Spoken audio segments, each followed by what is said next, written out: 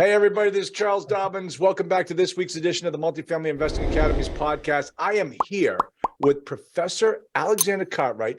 If he isn't out of central casting, his name is, okay? So either way, I mean, that's how it is. Alex, great to see you again.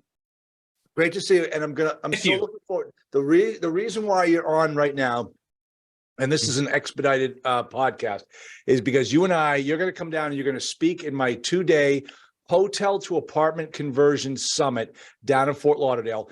And the whole thing is, for those, you guys, we're going to get into it, but Alex is a professor of economics, and he also understands hotel to apartment conversions. What better guy to have to come down and be a keynote speaker at my event on hotel to apartment conversions. Alex, I just got back. I'm not kidding you. I just got back from Connecticut, right, like 5 minutes ago. I spoke down at the two Connecticut RIAs talking about hotel conversions. And when I speak at these events, it's kind of like a stand-up routine.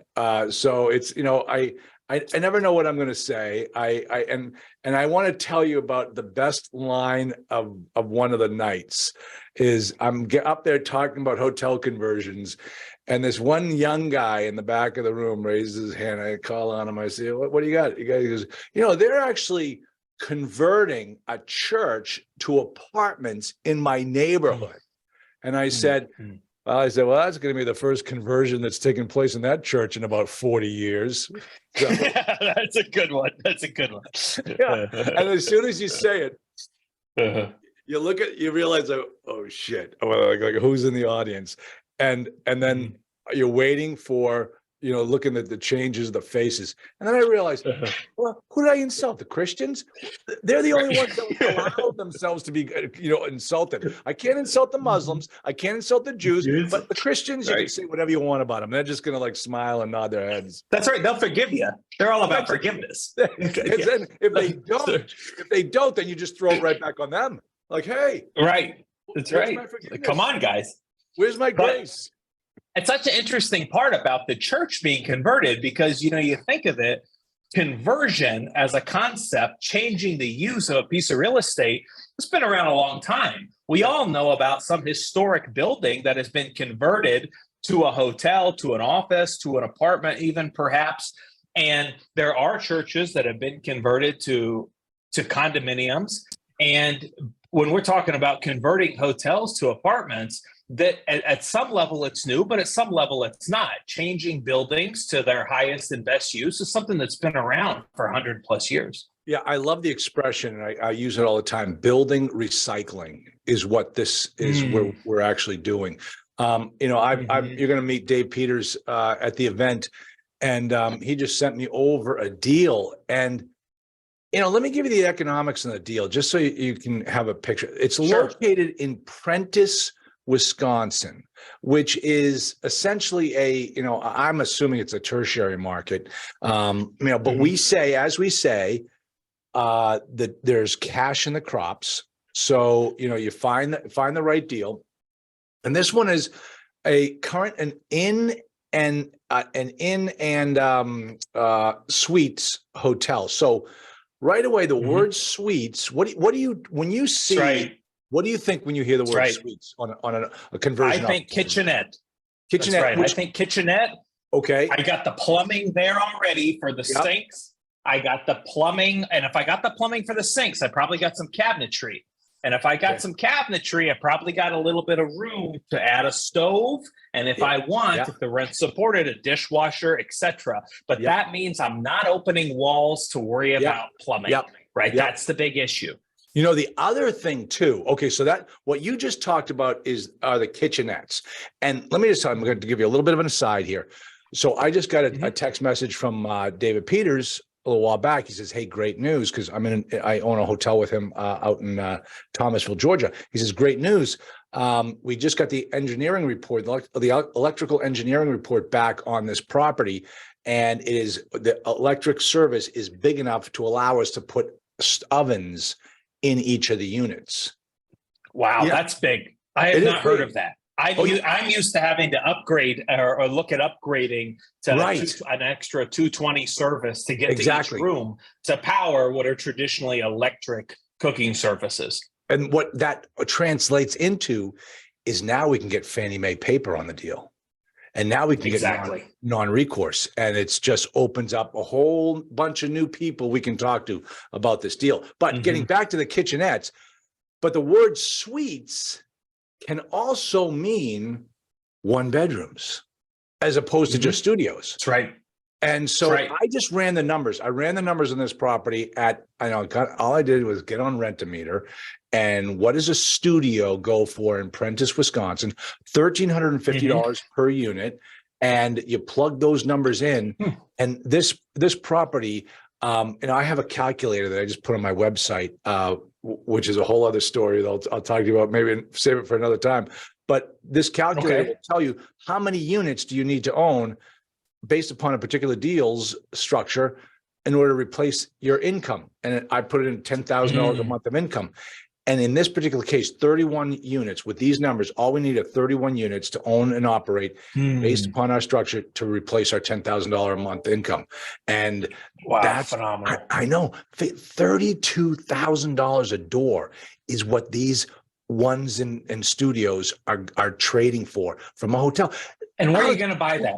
Where are you going to buy that? It sounds made up. You tell people you're buying something $31,000 a door. They're like, when? In 1996? Exactly. Nothing ever traded for that around here. That's why sometimes people see my numbers and they're like, that's unbelievable. There must be a typo. And I'm like, there's not. And I said, go call a broker. Call a broker and say, when's the last time multifamily in whatever market we're considering traded for upper 30s, low 40s a door? And they'll say, not in this decade. I'm not aware of anything. No, not since but Alex, I've been doing this for 20 years. We couldn't get those. I mean, you were getting bombed out C-class property in Cincinnati or Fort Worth for $64,000 a unit. You know, and here they're not, and ones we bought $39,000 a door renovated. Wow. There's just no way to crank up your returns and de-risk your investment like getting in at a low basis like that, at a low price. There's no substitute for it, especially in a market where supply is falling and demand is growing. Just a recipe to hold these things long term. But on the conversion point, I love to use recycling buildings, and I love to emphasize it's not just a physical conversion, right? It's a financial conversion. So you're buying these things really cheaply. But that's not quite where you make the money. Where you make the money is getting them converted legally over to multifamily so that they get evaluated at that lower cap rate. Right. That's exactly it. You just gave me a perfect segue into the next part of my conversation I want to have with you is why do these guys get such a low price threshold? Why is it? And it goes right back to the economics. I mean, and think about that, the higher expense ratio of running a hotel that you don't have with a multifamily.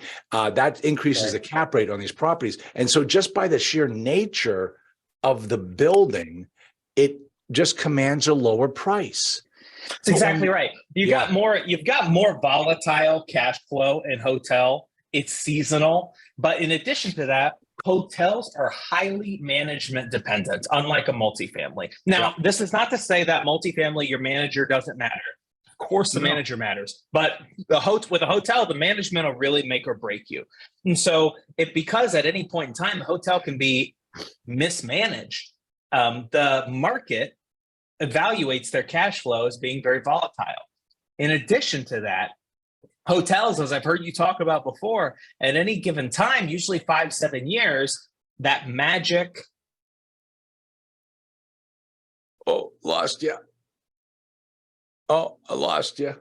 Oh no. Can you hear me now? Yeah. Go on. Now go back to that when you were like that, when you said it. That magical, terrifying PIP shows up that the owner can't always predict very well how much that's going to cost. So in order to compensate buyers for that risk, there's a higher cap rate put on those cash flows. Yeah. And of course, at some level, demand for housing is going to continue growing and very slowly, much slower then, or supply of housing is going to continue growing at a very slow rate. But you can very easily oversaturate a market in hotels.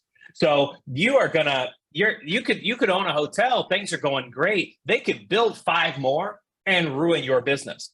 And by the way, when you're a hotel owner, there is always going to be a newer, fancier, slicker hotel than yours, just inevitably, because they're always building a new one. And that means that as your hotel gets older and older, what do you have to compete on? You got to compete on price. And every business owner knows that's the last thing you want to compete on is price, right? And so you got this, then you're a commodity, exactly. So you got the fact that building can happen, and you don't have the protection on the supply expansion side like you do in multifamily. That combined with the uncertainty of the PIPs, and you really need to know what you're doing on the management side. Those 3 things cause the cap rates of hotels to trade a lot higher than multifamily. Yeah. Folks, if you don't know some of the expressions that we're banning about here, you got to get involved in this conversion summit. This is what we're going to be teaching down there. And I loved how Alex just started to talk about, the supply and demand component of this business. It is absolutely fascinating. It is so interesting to learn. And this is the type of stuff that we're going to get into when we're down in Fort Lauderdale. Alex, I checked my assistant put me in a hotel in Stamford, Connecticut last night. The Amron Hotel. Okay. Big, beautiful banquet center hotel. Walked in. I was the only one there. No food. And this thing is a big, beautiful Class A, or it used to be. Mm-hmm. And like you said, there's always going to be somebody nicer. And with the eye, as you learn the eye of a property owner, you start walking around like, oh yeah, okay, so this is a real sliding into a B-class property, great location, great everything. I walked into the fitness center this morning, and there was a young woman in the fitness center, and I opened the door, and she's standing there. 2 of us that look at each other. I go, oh my gosh, I'm not the only one in this hotel. It was like we were on the Starship, and we were the only people in the Starship. But I'm telling you, the family, I think it was a Jewish family, because it was a very Jewish, they just had a Jewish thing. They found this hotel and they bought it. And my guess is that their long-term strategy is to turn this into apartments. And my gosh, they've got themselves a good one. And they got parking, fitness center, restaurant, all the amenities, and then still keep the function area, the function halls, and they can rent those out as well. This thing would be a home run for anybody. Absolute. Well, you make two great points there that I want to comment on. Number one, the Jewish part. Yes, they're always. These hotels are typically in really high traffic locations. Yes, and that's great for the kind of workforce housing tenant that we're going after, right? Close to public transportation, bus stop right out front. They can walk to work, etc.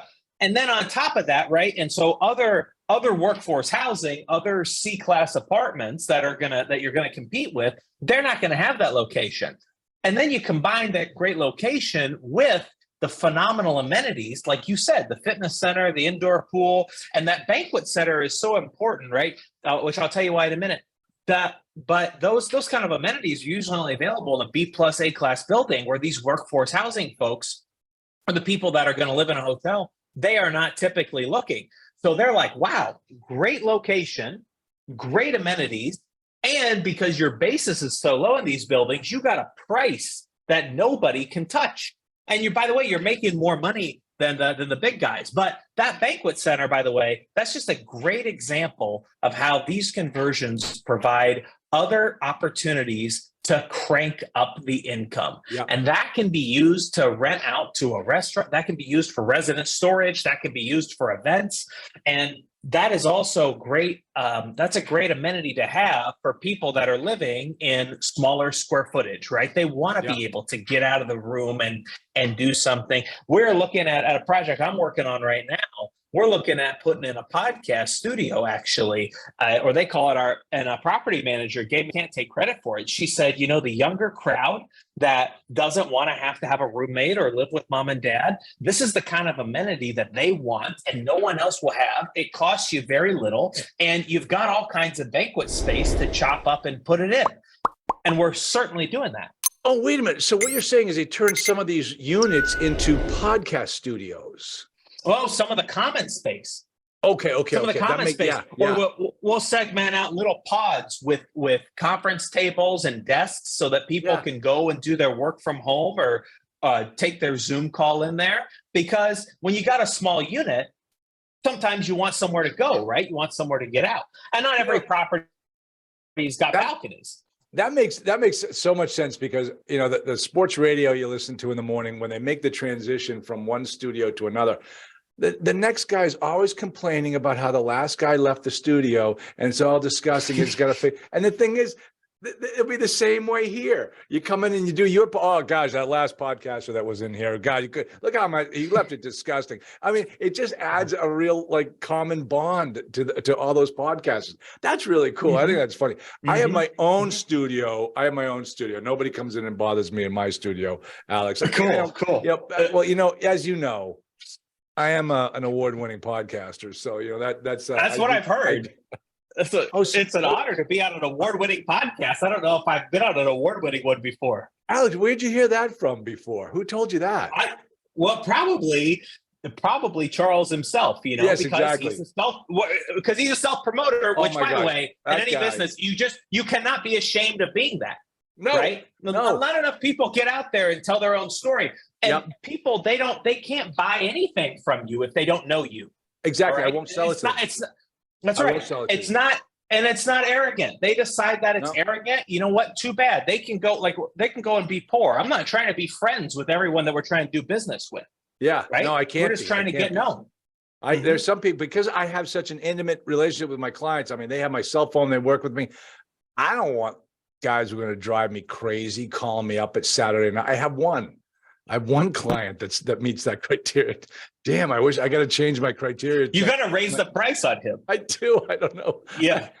And that guy is another professional too. I won't name what profession he's in, but man, that guy drives me crazy. I mean, if his clients did to him what he does to me, I mean, he'd be out of the business. I know he would be, but I put up with it. I put up with the guy. He's tough. All right. So, no, but I get back to this hotel, whatever. And I think a family bought this place. What a home run, because the footprint of the property, the guy could keep the big square as the hotel, and the wing that I was on could be single, could be residential. And then he has the wing for the guy has everything right there. It is absolutely perfect. And this is the thing. People what we're going to teach you from now on in this class is don't say no to these opportunities. Get creative, and that's one thing. Dave Peters is an absolute master at looking at a property and think we could do this with this side. We could do this with this side. We could make revenue. The guy is absolutely brilliant when it comes to figuring out the options available to you. Right now, all of my students for the last 20 years, multifamily. We never think outside the box. We've got to start thinking outside the box because the cost of new construction is getting so high. The prices for the units are so ridiculous. If you're looking to get into this business, hotel to apartment conversions is the easiest way to do it. So I could not agree more, Charles. Yeah. And it's not just the easiest way to do it. I mean, it's the least risky way to do it. It's the most profitable way to do it. And it's where few people are looking. That's all I'm focused on, by the way. I don't even look at traditional multifamily anymore because the returns are higher on hotel to apartment conversion. But not only that, I think that's where the future is going to be. And like you said, the price of multifamily was so high. I got into hotel apartment conversion or the building recycling, like you say, because I'm looking around at all these low cap rates on multifamily. The $120,000, $150,000, $200,000 a door, people paying 3 and 4 and 5 caps for stuff. And the problem is when you pay prices that high is if you have a couple years of rent decreases or even moderate rent increases, your business plan goes down the toilet. Yeah. Or if we go through an economic cycle where the Federal Reserve starts raising interest rates, your numbers go down the toilet, right? And by the way, they're building B plus and A class apartments. That's all they're building, by the way.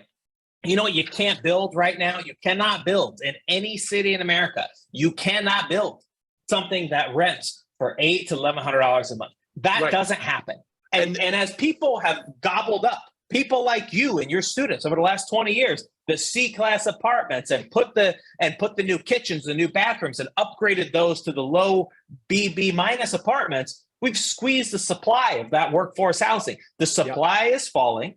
That you cannot get an expansion in that because it's just too expensive to build, and people are converting them. And that's where all the demand is. As home ownership becomes more expensive with rising rates, more people are going to rent, and more people into the rental pool means you got more people in the B and A class stuff, and that puts even more pressure on the disappearing C class. And everybody is at some point in life where they need to rent a $700 to $1,100 a month apartment, right? And that demand for that product will always be there. And so I want to own literally an irreplaceable asset with great amenities in a great location. And then you tell me, and you can buy this at a discount, like 1/3 the price of regular multifamily. I'm like, let's not get distracted looking at anything else. This is the strategy, folks. And so I hear you're having a conference, bringing together people that are focused on nothing but that. And I'm like, this guy, you've got it, man. This is it.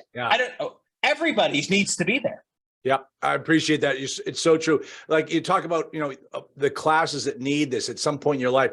Many of my fellow 72-year-old people, we're falling into that category, Alex. So I'm just thinking about myself when I'm thinking about converting these studios. Let's talk about.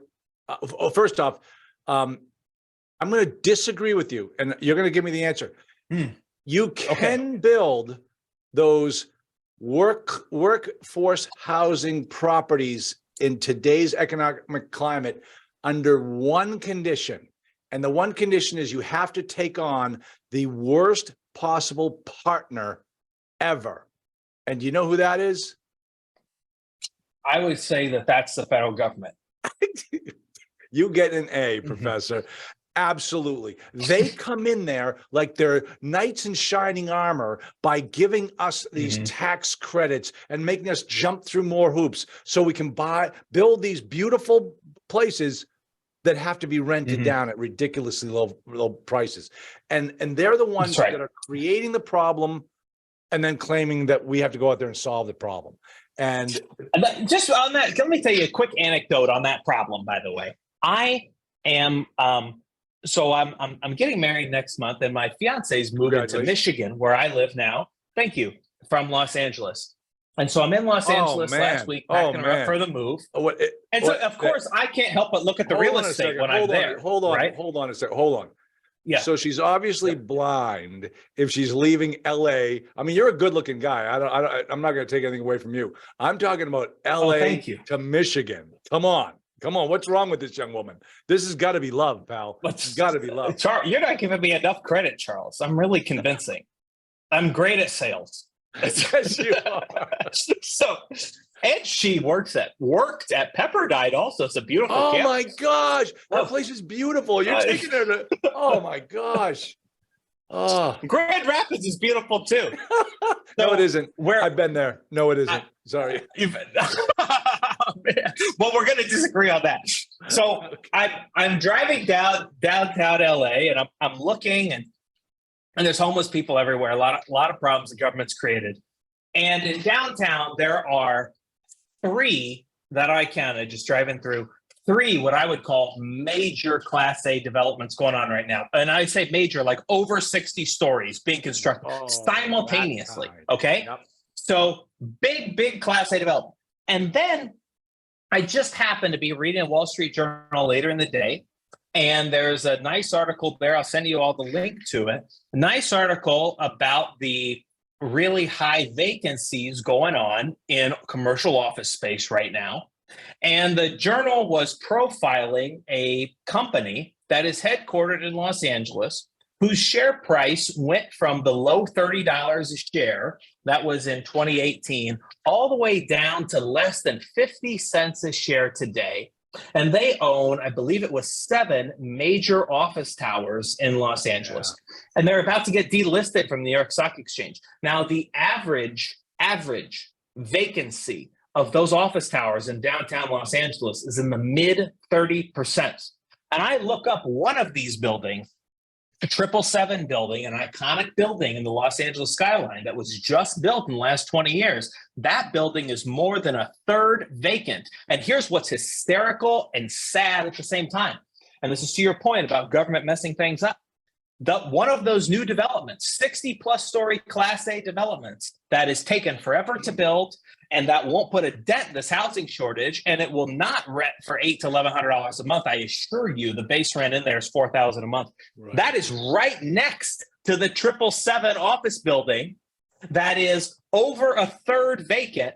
And by the way, it's pretty much brand new, built in the last 20 years. It's a very new office building. Why isn't that being used as residential space? And it's because we've got all these regulatory hurdles between the zoning and the building codes, and you got to hire the expensive union labor, and on and on and on, that you've got $4,000 a month apartment next to empty office building, literally getting delisted from the New York Stock Exchange right next to each other. It's sad. That's sad that the governance is that bad, that it allows that kind of thing to happen. Yeah, and then all the homeless people on the streets looking for how do they get in there, and that's something else we're going to touch upon at the conference. Can be the office to apartment conversion, which, I mean, you've got some experience with it. You and I had a great conversation earlier on exactly how that works, but that's definitely something we have to think about as well.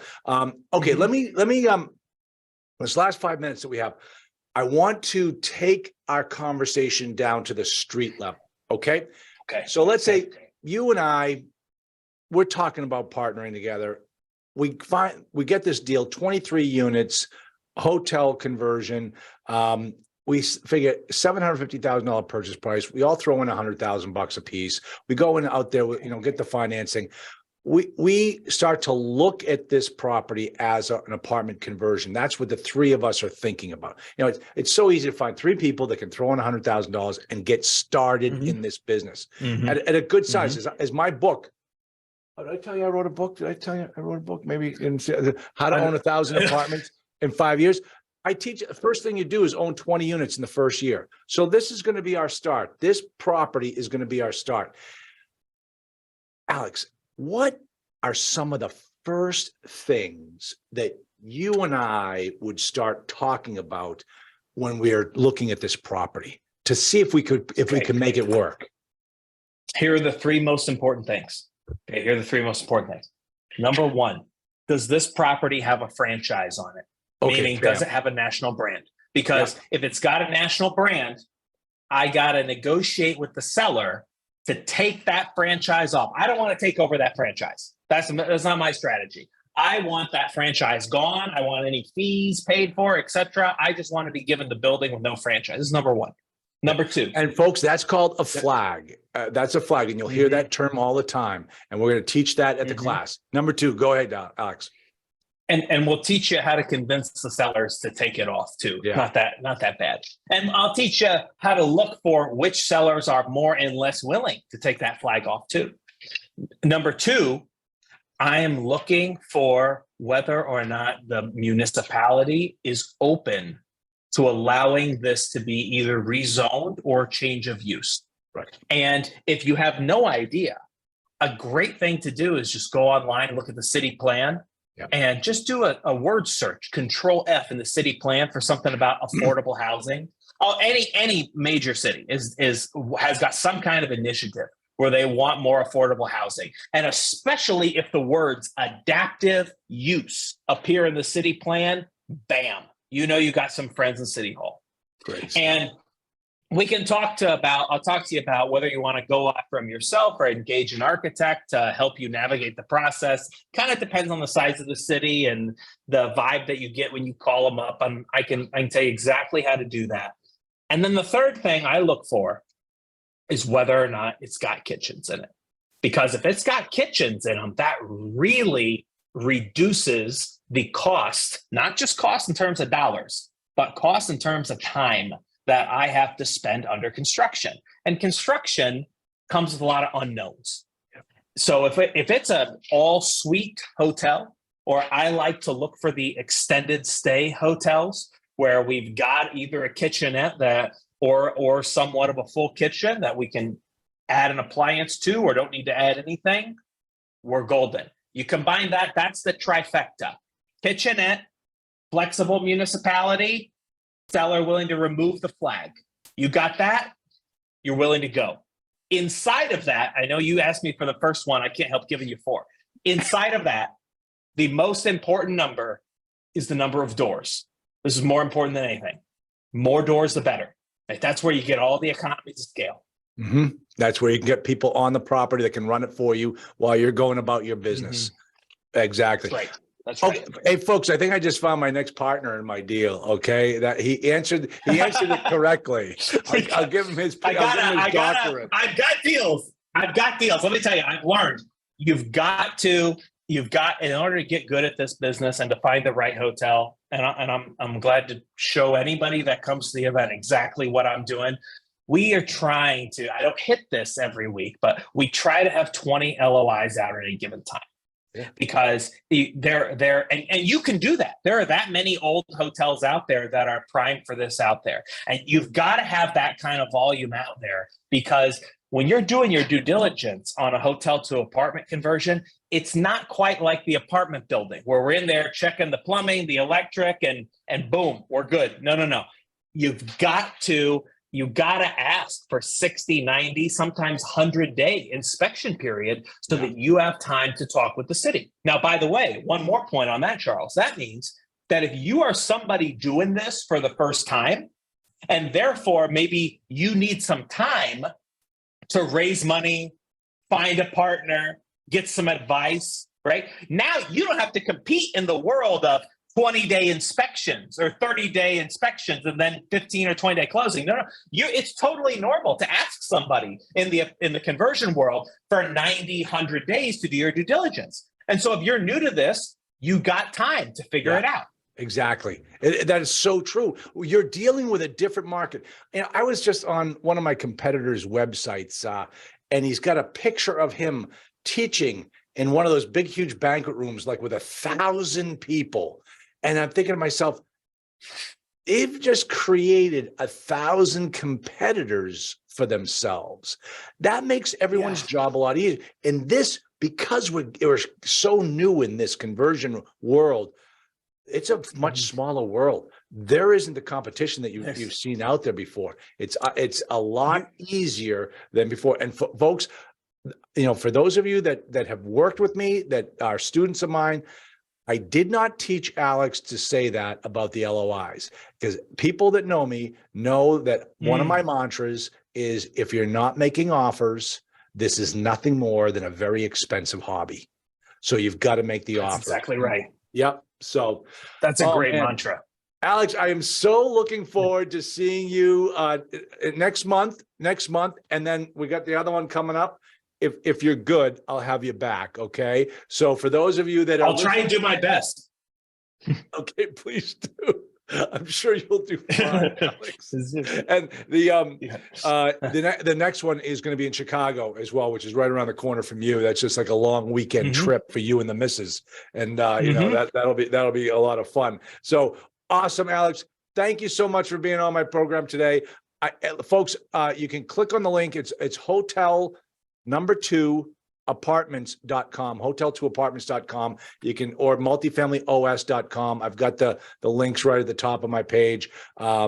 Take advantage of the early bird specials. You'll get a discount on it, and you'll get to meet Alex. Alex is going to be the keynote speaker on the first day, where he's also going to start talking. One of my favorite topics is the economics of this business, which is so fascinating. I'm gonna give the professor a little quiz right now before we hang up. I might have already told him this on our last time that we spoke. I'll see if how he does. What were the Milton Friedman. We can edit this out. If I No, mess we're up, we not. can Nothing. edit it out, No. right? No editing Not out. edited. Okay. No, nothing hits the editing room floor of my podcast. Oh, My wow. my assistant has no idea how to use the editing function, and I'm not going to teach her. Oh, Okay, you ready? Milton Friedman Ready. says there are two ways to destroy a city. The first one is through carpet bombing. Do you know what the second one is? Price controls. Rent controls, exactly. Mhm. Yep. And boy, is he right. Boy, is he right. So, Alex, great to see you, man. And I will see you in Fort Lauderdale, sunny Fort Lauderdale. Leave the Speedo I'm at home. so looking please. forward to it. Okay. Yep. Okay. All right, buddy. I'll talk to you soon. Thank you. Bye. See you guys soon. Bye-bye.